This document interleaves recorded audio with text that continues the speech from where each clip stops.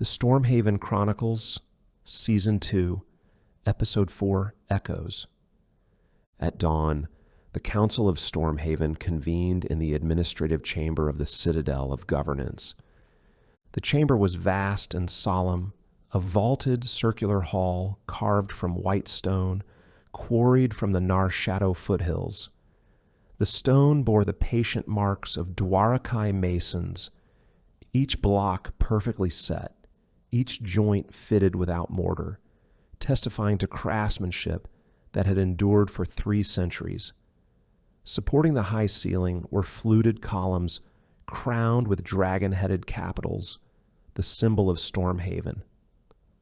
Light streamed through stained glass windows crafted by the artisans of Moonwell, casting colored patterns onto the marbled floor. A kaleidoscope of blues, golds, and purples, depicting scenes from the city's founding in 220 AA after the accession of the first Adzar Emperor and its rebirth as capital of the Arten Commonwealth in 512 AA. The tapestries that lined the chamber walls told the story of Ulf Pendragon, his march to Stormhaven, his alliance with the Princess Zaria Den Zoriel, the serfs' revolt, and the founding of the Commonwealth. At the chamber's far end stood the council dais, carved from a single block of white stone, with the administrator's seat at its center beneath the great window of dawn that caught the first light of a rising sun. Ewan Mistborn stood before the gathered counselors. They all stood as the administrator's seat was the only one in the chamber. Mistborn wore the ceremonial black and silver robes of his office, though his face was taut with fatigue. Absent were Boz and Farjika Pendragon.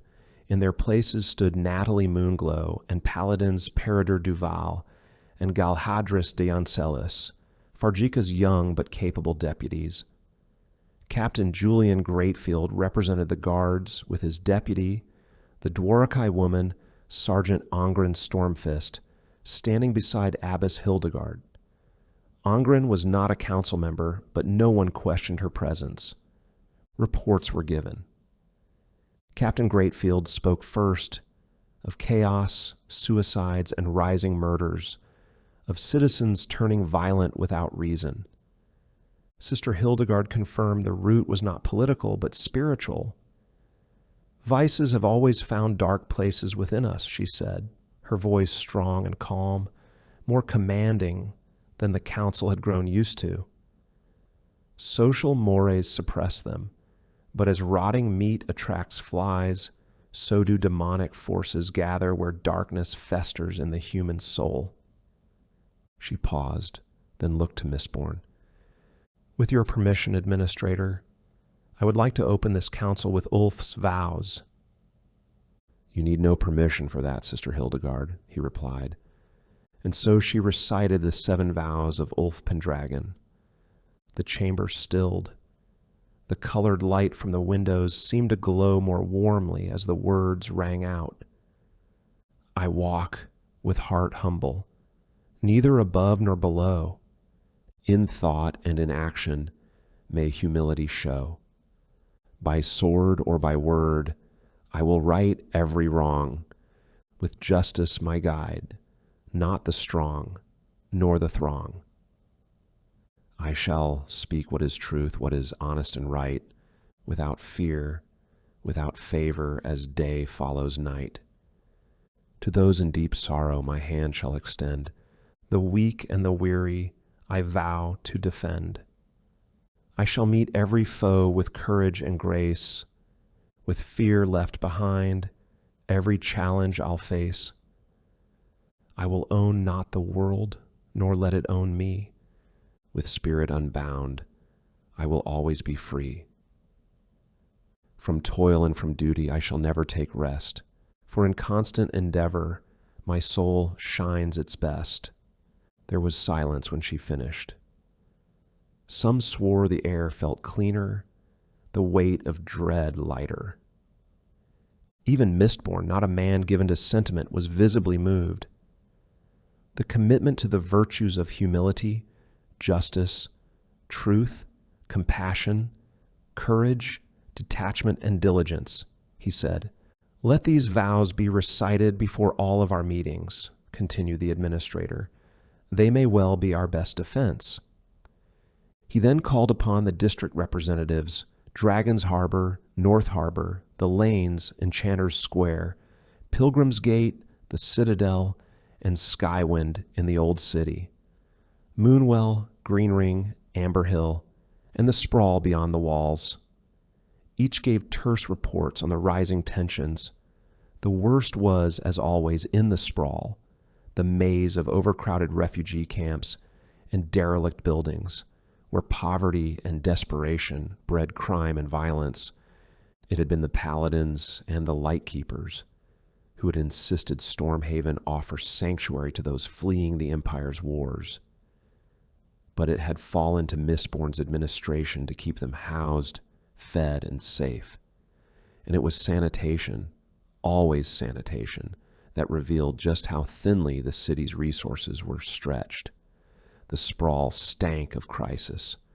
Natalie Moonglow rose next. Her voice was clear, though uncertain. Boz says the portals are becoming unstable, she said. The sleeping dragon has become a refuge, but he cannot leave it lest the portal there becomes a threat. She was reporting as Boz had asked her to, though she barely understood what it meant. Gwianne's Star Shadow, however, understood. The 8 portals were trans-dimensional gateways. The darkness does not come through them directly, he said, but their harmonics resonate. They make the city more permeable to intrusion. Shanto Delan, a respected enchantress, spoke next, her tone wry but edged with fear. Dark forces, the darkness, she echoed, grimacing. Yes, but not only amorphous shadow. We've seen demons, too, on the psychic planes. But not even Shanti could get them to speak. Shanti Celestine, a young woman with platinum blonde hair and ice blue eyes, standing quietly at the administrator's side, smiled faintly. Power clung to her like the night black robe she wore. Then Peridor stepped forward, offering a sealed letter. From Farjika Pendragon, he said. Mistborn broke the seal. He read silently. Then aloud, 10 paladins have left Stormhaven to join the resistance in Narshadow. A hush fell. Mistborn exhaled slowly. That's half the contingent of paladins based in the city, he said. Still, she follows her conscience, as paladins always do.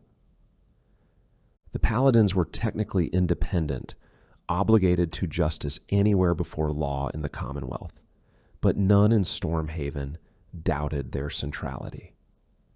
The Dialogues Between Law and Justice by Ulf Pendragon was one of the foundational documents of the Commonwealth.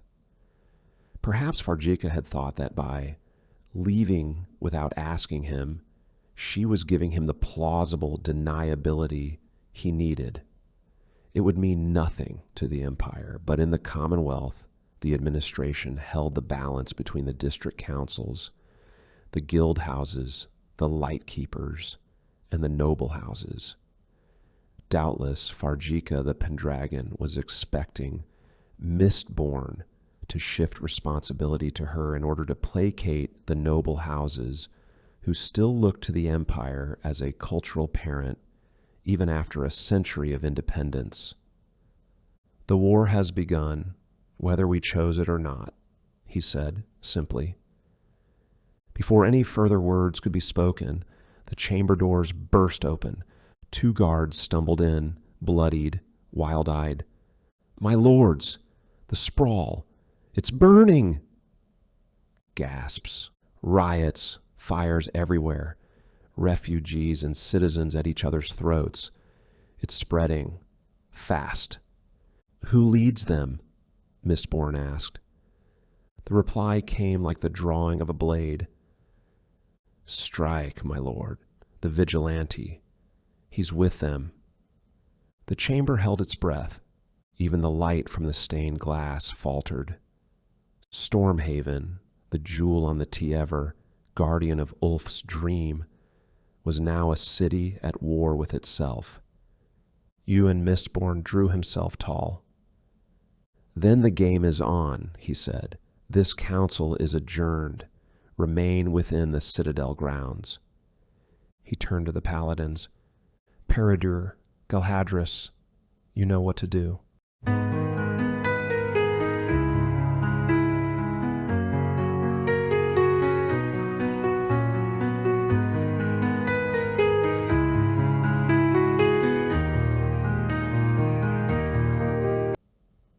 The Song of Galhadris. Galhadris knew what she needed to do, and that was first to return to her quarters and get her bagpipes. The Sprawl is the name for the city outside the walls of the old city, Stormhaven proper. Over the past 2 decades, it has grown from a shanty town for refugees to a city beyond the city, with neighborhoods for the relatively well-to-do rising like islands from the slums surrounding them. The juxtaposition of comfort with stark poverty has always made the Sprawl far less safe than the old city, but the efforts of Ewan Mistborn's administration, the increased presence of guards and paladins, and the recent reduction in gang violence brought about by the new gang boss, Strike the Merciless, swiftly killing his rivals, had stopped large-scale community violence.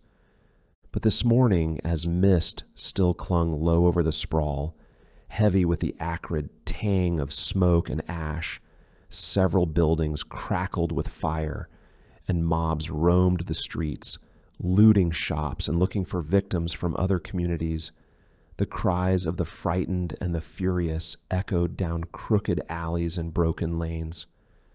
Stormhaven pulsed with unrest as the poorer inhabitants of the Southside Sprawl pulsed across Cobbler's Bridge to confront the Amber Hill residents who had taken up arms to defend their homes. The first waves of Southsiders had been driven back to the bridge, but more were now coming over. Both sides were armed with swords, axes, spears, and rocks. On both sides, women and men raved as though possessed either by demons or by the violent intent of their crowd. And then, rising above it all, a sound not of rage, but of resolve. A single bagpipe, solemn and slow, cut through the din like a blade through fog. Galhadris emerged from the gate at Pilgrim's Gate between the old city and the Sprawl, her tall figure straight-backed and calm. She was clad not in mail or leather, but in a plain white tunic and slate-gray tights, her arms bare, her feet steady. The bagpipes at her chest, large against her lithe, athletic frame, were played without hesitation, each note sure, unwavering. Black hair, cropped short and now damp with morning dew, framed a face that was young, yet intent with purpose. Olive skin glowed faintly in the half-light, and though she was unarmed, there was something about her, a stillness, that made even the air around her seem to hold its breath. Behind her walked a dozen monks and nuns in humble robes, voices rising in harmony to meet the melody. They sang the words of a song she had written, "Ulf Pendragon has gone away," not as a lament, but as a vow. Their song, wreathed in bagpipe wail and smoke, curled into the air like incense. It did not immediately silence the crowd, but it gave them pause. The shouting faltered. Rocks held in clenched fists dropped to the ground. People turned. Faces bruised by fury now softened in confusion, in wonder. A short distance behind the sacred procession marched city guards in formation, helms polished, swords sheathed. At their heads strode Morian, a Durdesian paladin, dark skin like Fargica Pendragon, in full plate and chain armor. His blade remained at his side. He walked not in command but in faith, his dark eyes fixed not on the crowd but on Galhadris. He did not like this plan. He had said as much, but he respected her more than most, and so he had obeyed when she told him to hold his hand. For now. 2 years before Galhadris had put aside her sword after paladins quelled an insurrection against the Commonwealth in the east. While understanding the need for the military action, the killing revolted her. She had given her resignation and would have walked away from the paladin order, but Fargica reminded her that Ulf's vow was to right every wrong by sword or by word, and handed her a lute. Galhadris felt its weight and shape in her hands and smiled quietly, resolving that this would be her weapon of peace, and that she would wield it as well as she had the sword. Ulf Pendragon has gone away to the lands of light and spirit. Ulf said he would return one day, and his word should guarantee it. Above, from shattered windows and rooftops, children peered down in silence.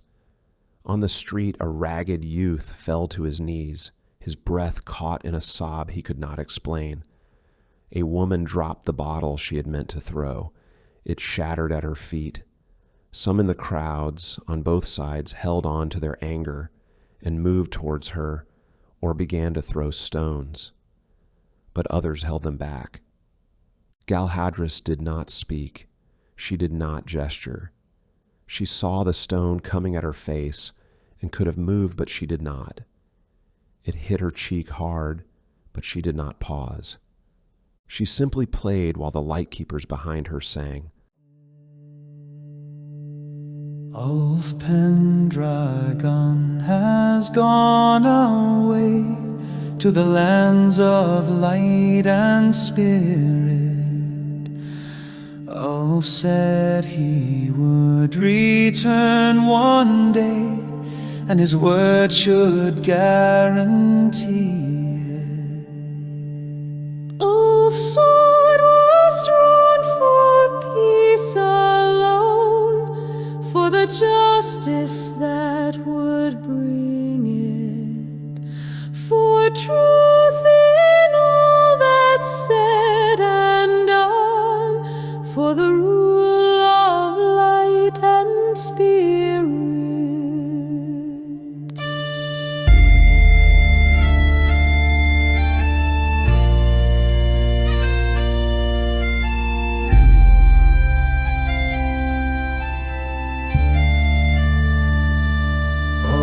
Pendragon has gone away to the lands of light and spirit.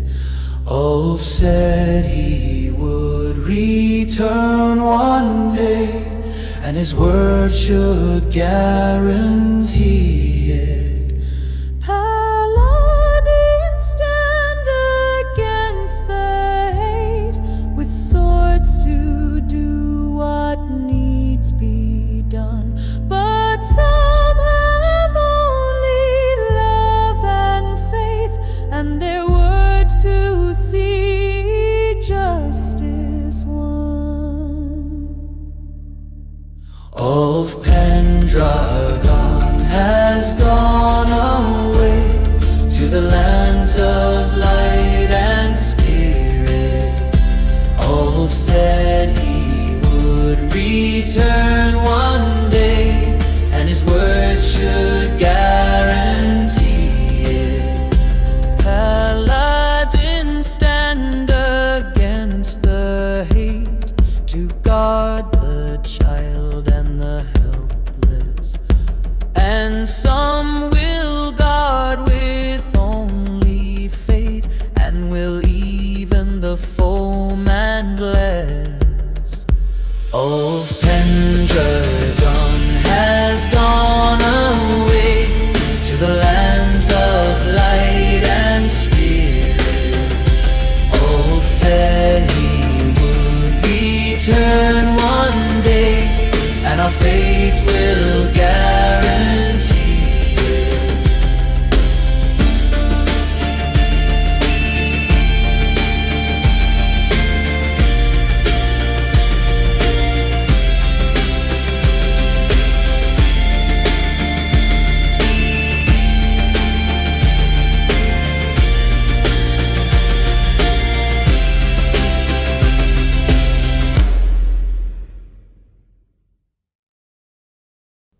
and the crowd, slowly, as if remembering some dream long forgotten, began to listen.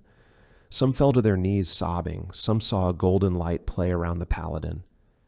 As their anger evaporated, so did the crowds. Most simply left, feeling confused, but some, a few, felt moved to lay their weapons at the feet of the paladin.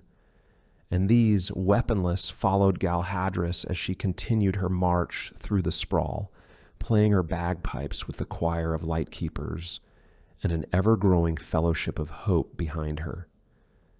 Morian smiled, wondering at the accomplishment of his fellow paladin. Galhadris's song was her own creation, and he had thought that it spoke of a path only she could walk, yet it echoed the words of Ulf Pendragon. By sword or by word, I will right every wrong. With justice my guide, not the strong or the throng. Yet it echoed his march the length of Arton from Narshadow to Stormhaven 100 years ago. A guard spoke to Morian. Do we follow her, sir? No, replied the paladin. Swords have no business here. This day belongs to Paladin Galhadris and her song.